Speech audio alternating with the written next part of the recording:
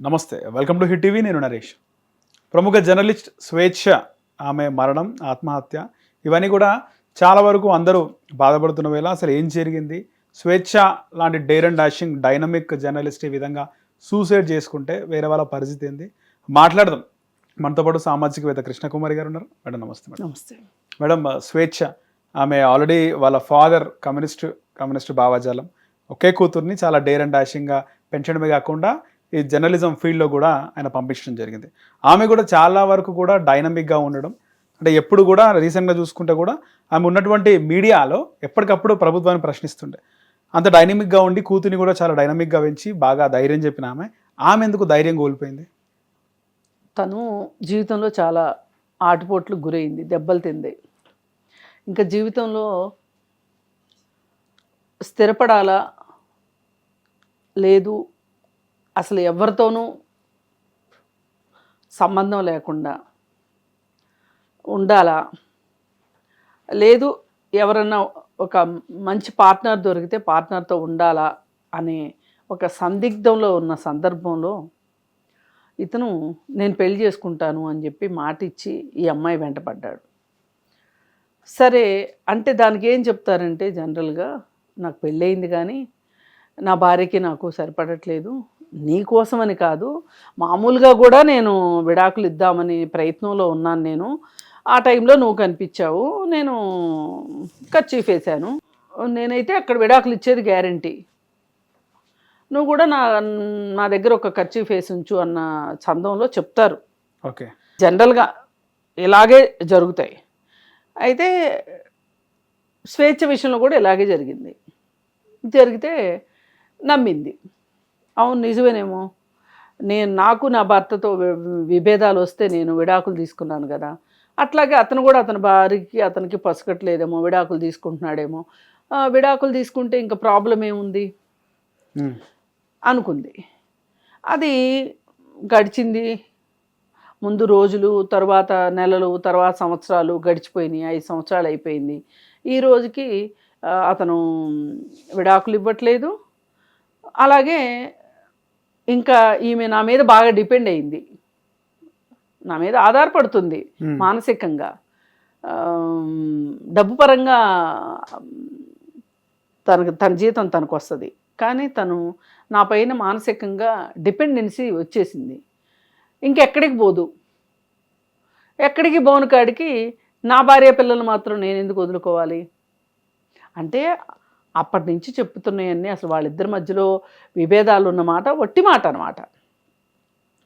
ఈమెని కన్విన్స్ చేసుకోవటం కోసం అలా చెప్పాడు. సార్ చివరికి ఇక ఫైనల్గా నువ్వు విడాకులు ఇస్తానని చెప్పావు మీ ఆవిడికి, మీ కారణాలు మీకు ఉండొచ్చు, నువ్వు విడాకులు ఇవ్వని కాడికి, నన్ను పెళ్లి చేసుకోని కాడికి మన రిలేషనే అక్కర్లేదు, నువ్వు నన్ను ఇలా మోసం చేస్తావని అనుకోలేదు అనే ఉద్దేశంతో వాళ్ళిద్దరి మధ్యలో మాట పెరిగింది. ఇంకా డెసిషన్కి వచ్చేసారు. వాళ్ళ అమ్మాయి వాళ్ళ నాన్న కూడా పిలిచి చెప్పింది. ఇంకా అంతా అయిపోయింది అనుకున్న సందర్భంలో ఎంత ధైర్యవంతులకైనా వాళ్ళకి ఒక మనసు ఉంటుంది, అది ఒడిదుడుకులకు గురవుతుంది. ఇప్పుడు ఇనుము కూడా తుప్పు పడుతుంది. అవును మేడం, ఇనుము అత్యంత దృఢమైన లోహం, తుప్పు పడుతుంది కదా. అట్లాగే ఎంత ధైర్యవంతులైనా అధైర్యవంతులయ్యే అవకాశం ఉంటుంది. దానికి పరిస్థితులు తోడవు. ఇప్పుడు ఇతనంటూ కథలు చెప్పకపోతే ఏమో ఆమె ఆ బిడ్డతోటి ఒంటరి జీవితం గడిపేదేమో. ఎందుకు పెళ్లి చేసుకోవడానికి ఏం రోగం మేడం వాడికి? అవును, భార్యకి విడాకులు ఇవ్వకోకుండా ఎట్లా చేసుకుంటాడు? ఓకే, భార్య కూడా ఈరోజు సపోర్ట్గా మాట్లాడుతుంది. ఇప్పుడు మాట్లాడుతుంది కరెక్టే, మరి సపోర్ట్గా మాట్లాడుకోకపోతే ఎట్లా? మాట్లాడుకోవాలి కదా. ఇప్పుడు అటు ఇటు కాకుండా పోయింది, గాలికి ధూళికి పోయింది ఎవరంటే స్వేచ్ఛ పోయింది. స్వేచ్ఛ తల్లిదండ్రులకి కూతురు లేకుండా పోయింది, స్వేచ్ఛ కూతురికి తల్లి లేకుండా పోయింది. వాళ్ళకేమైంది? ఇలాంటి కేసులు చాలా చూస్తారు వాళ్ళు, కేసుల్లోంచి బయటకు వస్తారు, వాళ్ళకి డబ్బులు ఉన్నాయి, ఖరీదైన లాయర్లను పెట్టుకుంటారు, వ్యవస్థల్ని మేనేజ్ చేసుకుంటారు, బయటకు వస్తారు. బయటకు వచ్చిన తర్వాత ఆ భర్త తాలూకు డబ్బుతోటి ప్రపంచాన్ని శాసించగలము అనుకున్నప్పుడు, డబ్బుతోటే సంబంధ బాంధవ్యాలు ఏర్పరచుకోగలవనే నమ్మకం ఉన్నవాళ్ళు మధ్యలో ఏమైనా ఒడిదుడుకులు వచ్చినా డబ్బుతోనే అన్నీ సాధించుకోగలుగుతారు. ఇప్పుడు ఆ భార్య ఉంది, పాపం అమ్మాయి వచ్చి మాట్లాడుతుంది రోజు, తనని ఏమనగలం? ఇప్పుడు ఆమె భార్య కారణం అనుకోవచ్చు మేడం, అంటే భార్య సరిగ్గా లేకనే కదా ఈమెతో వచ్చి. ఎవరు చెప్పారండి సరిగా లేకపోతే వచ్చేస్తారా? అసలు మీ ఇద్దరి మధ్యలో అంత గాఢతే ఉంటే గనక నువ్వు ఎందుకు బయటకు వచ్చావు అసలు? అదిగా మేడం మెయిన్. నువ్వెందుకు? నేను ఈ అమ్మాయిని ప్రశ్నించట్లా, నేను స్వప్నాన్ని ఒక్క మాట అనను. ఇదేంటి మేడం ఇటు స్వేచ్ఛ కరెక్ట్ అంటుంది, అటు స్వప్న కరెక్ట్ అంటుంది, అంటే మా మగవాళ్ళేనా అని మీరు అనుకోవచ్చు. ఎస్ కరెక్టే, ఇలాంటి మగవాళ్ళతోనే వచ్చింది. గొడవలు జరగలేదంటారా? ఏమో మనకి ఎట్లా తెలుస్తుంది? గొడవలు జరిగినంత మాత్రం విడాకులు తీసేసుకుంటారా? అసలు ఇప్పుడు అతను అక్కడ సెటిల్ చేసుకోకుండా బయటకు వచ్చి ఇంకొక వ్యవహారం నడిపింది తప్పు కదా, అది కదా మనం ప్రశ్నించాలి. ఇప్పుడు ఈ టోటల్ ఇష్యూలో స్వేచ్ఛ కంటే కూడా, స్వేచ్ఛ తప్పు ఉంటే ఉండొచ్చు కూడా, అయినప్పటికీ కూడా ఎక్కువ బాధ్యత ఎవరికి ఉన్నది? ఇక్కడ పూర్ణచంద్ర కదా బాధ్యత ఉన్నది. తనకు ఒక భార్య పిల్లలు ఉన్నారు అన్నప్పుడు ఇంకొక ఆమెకు ఎవరికో మానసికంగా బాగులేదు, ఆమెకు నేను స్వాంతన ఇస్తున్నాను, ఆమెను తల్లిదండ్రులు సరిగా పెంచలేదు, తల్లిదండ్రులు సరిగా చూసుకోలేదు, అందుకని ఆమె డిప్రెషన్లో ఉంది, ఆ డిప్రెషన్ తగ్గించడానికి నేను ఆమెకు స్వాంతన ఇస్తున్నాను అని ఎవడడిగాడు? నిన్ను ఎందుకు స్వాంతన ఇచ్చావు? ఎంతమందికి ఇట్లా ఇస్తావు నువ్వు స్వాంతన? ఇప్పటి వరకు ఎంతమందికి ఇచ్చావు స్వాంతన చెప్పు ఒకసారి. ఉన్నాయంట మేడం మల్టిపుల్ రిలేషన్స్, అదే ఉన్నాయి అని చెప్తున్నారు. అదే నేను అంటున్నా. ఇప్పుడు తినకైనా స్వప్నకైనా అర్థం కావాల్సింది ఏంటంటే, అసలు నీ బంగారం మంచిదైతే ఇలా ఎందుకుంటుంది? నేను ఎవరైనా భర్తలు వేరే స్త్రీలతోటి వివాహేతర సంబంధాలు నడుపుతున్న భార్యలు ఆ మహిళల్ని ప్రశ్నిస్తే నేను ఇదే అంటాను. నేను మీకు ఆ మహిళల గురించి మాట్లాడే హక్కు మీకు లేదు. అసలు నీ భర్త మంచోడైతే, నీ బంగారం మంచిదైతే అసలు ఆమె ఎలా వస్తుంది సీన్లోకి?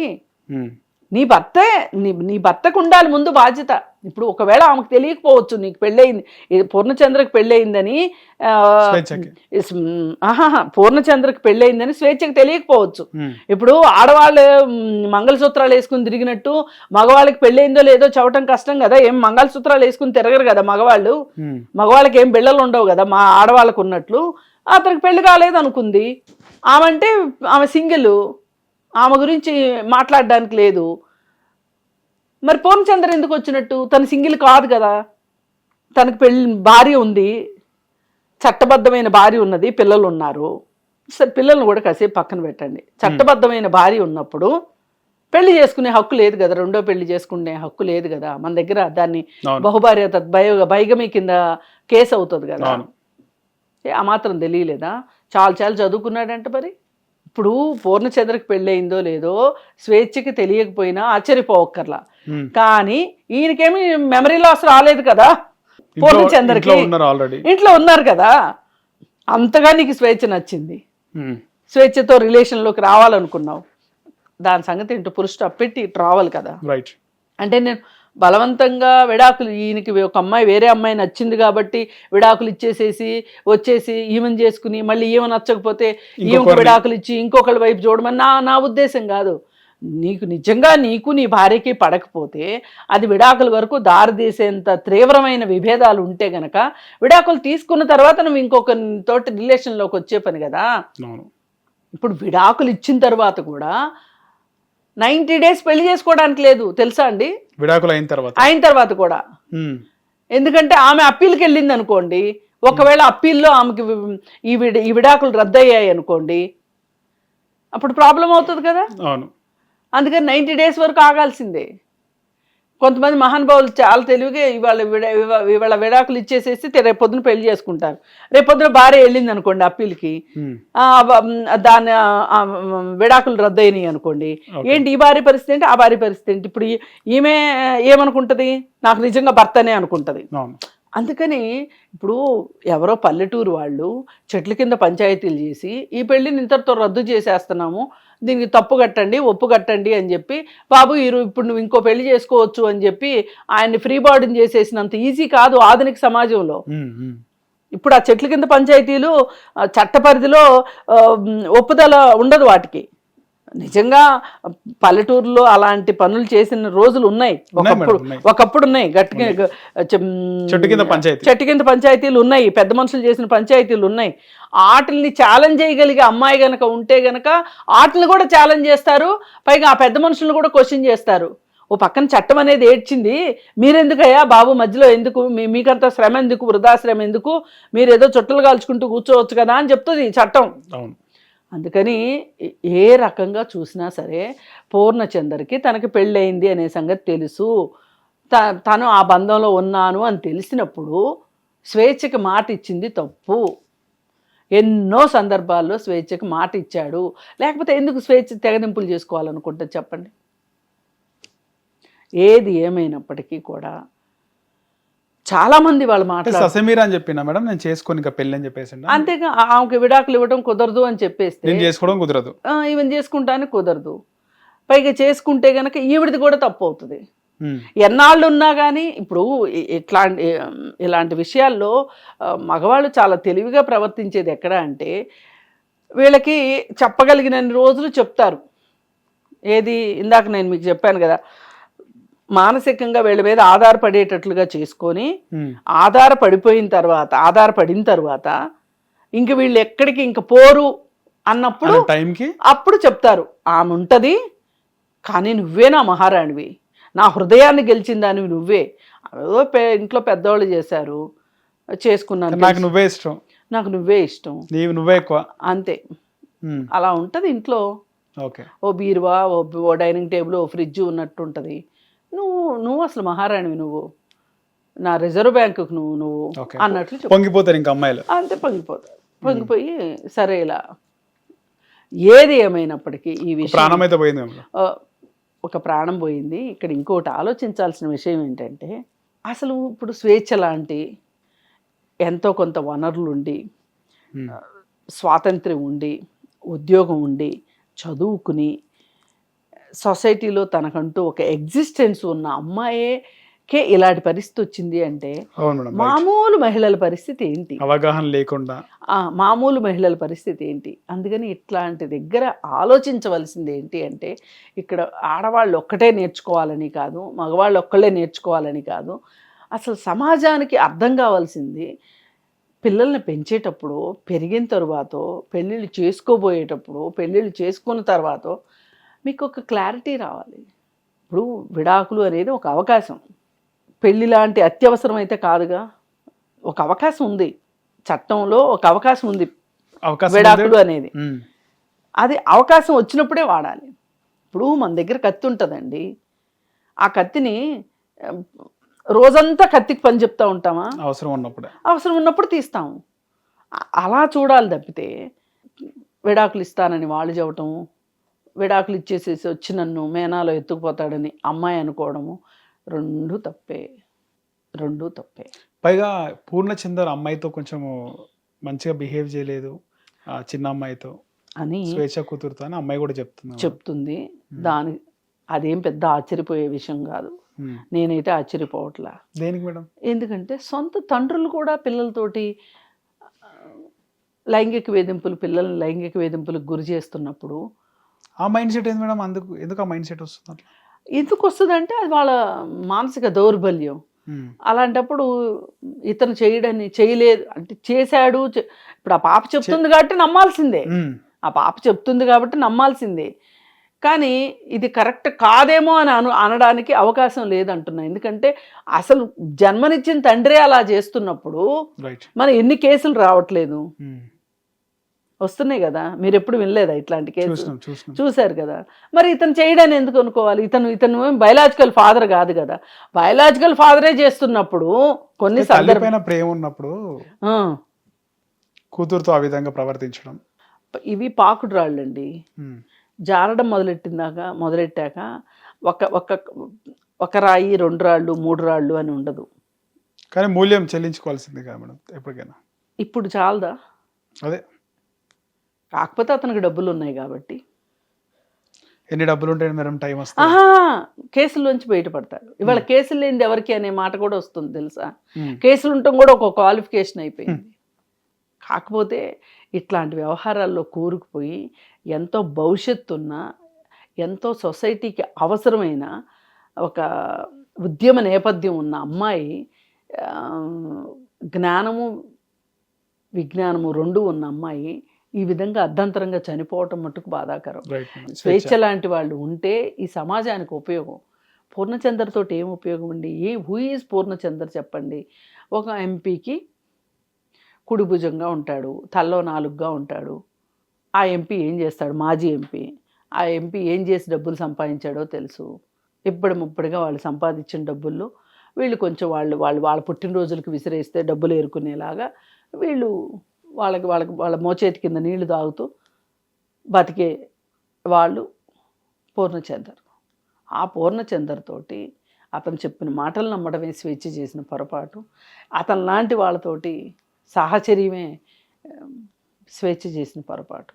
అలా కాకుండా స్వేచ్ఛ ఇండిపెండెంట్గా ఒక ఉద్యమకారునిగా ఉండి ఉన్నట్లయితే తను చరిత్రలో తనకు ఒక పేజీ ఉండేది. ఇప్పటికైనా తన పేజీ తనకుంది. తెలంగాణ ఉద్యమంలో పనిచేసిన ఉద్యమకారినిగాను, లేకపోతే తల్లిదండ్రుల కుటుంబ నేపథ్యం వల్ల కావచ్చు, లేదు తనని తాను ప్రూవ్ చేసుకున్న విషయంలో కావచ్చు, ఏదైనా కానీ తను సాధించింది కనిపిస్తుంది. ఇప్పుడు సొసైటీలో ఇలాంటి పూర్ణచంద్రలు ఎంతమంది లేరు? మీకు తెలిసి ఎవరు లేరు? 2 ఫ్యామిలీలు మెయింటైన్ చేస్తున్న వాళ్ళు ఉన్నారు. అలా 2 భర్తలను ఏకకాలం మెయింటైన్ చేస్తున్న భార్యలను చూసారు మీరు ఎక్కడన్నా? ఉంటారు. ఎక్కడ ఉంటారు మేడం, ఎక్కడో ఉంటారు. వివాహేతర సంబంధాలు ఉండడం వేరు, కుటుంబాలు నడపడం వేరు. అది చాలా కష్టం మేడం. అది ఎట్లా నడిపిస్తారు మేడం కదా? అందుకే ఇది మగాళ్ళకి సాధ్యం అంటే వాళ్ళకి సాధ్యం అనుకోవచ్చు. నడిపిస్తున్నారు కాబట్టి సాధ్యమైంది వాళ్ళకి. అదేదో భుజకీర్తి కాదు నేను చెప్పేది. వాళ్ళకి ఒక అవకాశం ఉంది సొసైటీలో. అట్లా చేసినా కానీ ఒక సొసైటీలో ఒక స్టిగ్మా లేదు, ఒక ట్యాబు లేదు, ఏమీ లేదు. అదే ఆడవాళ్ళకైతే లేబుల్స్ వేసేస్తారు. ఇప్పుడు మొన్న ఎందుకు జీడిమెట్లలో జరిగిన దానికి అది ఖచ్చితంగా పోలీసుల వైఫల్యం. కానీ ఏం చేశారు? ఆ అమ్మాయికి 2 పెళ్ళిళ్ళు, ఆ అమ్మాయికి 2 పెళ్ళిళ్ళు అని తీసుకొచ్చారు. ఆ అమ్మాయికి 2 పెళ్ళిళ్ళు అయితే ఆ అబ్బాయి మీద పోక్సో కేసు పెట్టొద్దని చెప్పిందా? ఆ అమ్మాయి ఏమన్నా చచ్చిపోయిన శవం లేసి వచ్చి చెప్పిందా? లేదు అంటే బతికుండగానే ఏమండి నాకు 2 పెళ్ళిళ్ళు అండి, నా క్యారెక్టరే మంచిది కాదండి, పోనీలేండి పాపం చిన్నపిల్లాడు తెలియక చేశాడు, ఏం పోక్సో కేసులు లాంటివి ఏం పెట్టొద్దండి అని ఆమె ఏమైనా చెప్పిందా వీళ్ళకి? పోలీసులు పోలీస్ డ్యూటీ చేయాలిగా. కేసు పెట్టి రిమాండ్కి పంపించున్నట్లయితే చనిపోయేది కాదు. మరి దీనికి వాళ్ళు చేసిన తప్పు బయటపడటానికి ఆ అమ్మాయికి 2 పెళ్ళిళ్ళు, ఆ అమ్మాయి పిల్లల్ని సరిగా పట్టించుకోలేదు, ఆ అమ్మాయి చెప్పింది అతనికి మా అమ్మ నన్ను సరిగా చూసుకోలేదు అని ఈ స్టోరీలన్నీ బయటికి తీసుకొచ్చారు. మేబీ అవన్నీ కూడా కరెక్ట్ కావచ్చు, గతంలో జరిగిండొచ్చు, మేబీ అదే అంటున్నా, గతంలో జరిగి ఉండొచ్చు. కానీ ఇప్పుడు పోలీసులు చేయకపోవటానికి దానికి సంబంధం ఉందా? ఈ కేసులో కూడా అంతే. పెళ్ళైన వాడు ఎట్లా నచ్చాడు నీకు, పిల్లలనోడు ఎట్లా నచ్చాడు అంటే ఆమెకు తెలియకపోయే అవకాశం ఉంది. పరిస్థితులు ఆ విధంగా వచ్చి పరిస్థితులు కాదు అసలు ఆమెకు తెలియకపోవచ్చు మొదట్లో. ఇప్పుడు ఆయనకేమి మెల్ల బోటు కట్టుకొని లేడు కదా, నాకు నా భార్య పేరు స్వప్న, నాకు 2 పిల్లలు ఉన్నారు అని బోర్డు వేసుకుని నోటితో కనుక చెప్పాడు అనుకోండి, అయినా నువ్వంటే నాకు ఇష్టం స్వేచ్ఛ అని. అరే ఆ బోర్డు ఏంట్రా అని అడిగేది. ఆ స్వేచ్ఛ కాదు ఇంకొకళ్ళు. ఇప్పుడు మీరున్నారండి, మీకు పెళ్ళైంది లేనిది ఎట్లా తెలుసు చెప్పండి? చెప్పగలవా? పెళ్ళైనా ఇప్పుడు నన్ను చూస్తే నాకు పెళ్ళయింది అనుకుంటారు, ఎందుకంటే నేను నల్లపోసలు వేసుకున్నాను కాబట్టి. అవునా? ఇది జస్ట్ కామన్ సెన్స్. ఈ కామన్ సెన్స్ కూడా అర్థం కాకుండా స్వేచ్ఛ పైన విరుచుకుపడుతున్నారు ప్రతి వాళ్ళు. సరే ఏది ఏమైనప్పటికీ ఇది చట్టం దృష్టికి వెళ్ళిపోయింది. ఇంకా మోరల్ పోలీసింగ్ చేయడము, జడ్జిమెంట్లు ఇచ్చేయడము, అలాగే మీడియా హౌస్లు మీడియా ట్రయల్స్ చేయటము, ఇవన్నీ ఆపి చట్టానికి ఒక అవకాశం ఇస్తే చట్టం పని తను చూసుకుంటాం. రైట్ మేడం, ధన్యవాదాలు. హిట్ టీవీ యాప్, ఇందులో short news, live news, entertainment shows, movies, digital magazines తో పాటు మీ జిల్లా వార్తలను కూడా ఫ్రీగా చూడొచ్చు. ఇంకెందుకు ఆలస్యం? వెంటనే హిట్ టీవీ యాప్ ని డౌన్లోడ్ చేసుకుని ఫ్రీగా ఎంటర్టైన్మెంట్ పొందండి. Hit TV app. Hit TV app. Please download Hit TV app. Hit TV యాప్ని ఫ్రీగా డౌన్లోడ్ చేసుకొని ఎంజాయ్ చేయండి. మీకు నచ్చిన ఎంటర్టైన్మెంట్ కోసం హిట్ టీవీ యాప్ ని ఫ్రీగా డౌన్లోడ్ చేసుకుని ఎంజాయ్ చేయండి. హిట్ టీవీ యాప్ని డౌన్లోడ్ చేసుకుని ఆస్వాదించండి, ఆశీర్వదించండి. ఇంతమంది సెలబ్రిటీలు హిట్ టీవీ యాప్ ని డౌన్లోడ్ చేసుకోండి అని చెప్తున్నారంటే ఎంత మంచి యాప్ ఆలోచించండి. అమెరికా అమెరికా అమెరికా అమెరికాలో చదవాలనుకునే వాళ్ళకి విశ్వసనీయమైన పేరు మన శౌర్య consultancy. UK Law 1 Year Masters. UK Law 1 Year Masters. 2 years work permit up to 5 years visa. Contact Saurya Consultancy. Contact 89851 89851.